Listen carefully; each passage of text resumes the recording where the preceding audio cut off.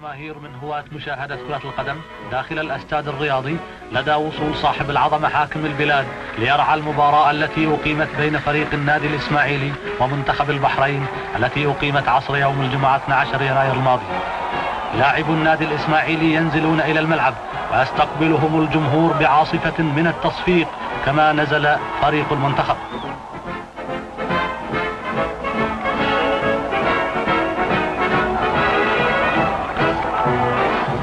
وجدير بالذكر أن صاحب العظمة قد تبرع بمبلغ 5000 دينار بحريني ليضاف إلى ريع المباراة المخصص لصالح المجهود الحربي العربي.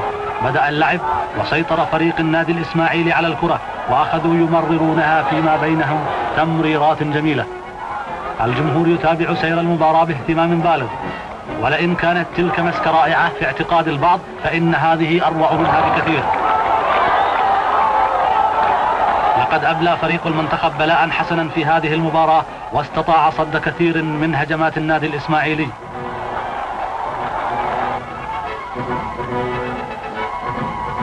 ولكن سرعان ما سجل أنوس إصابة لصالح فريق النادي الإسماعيلي.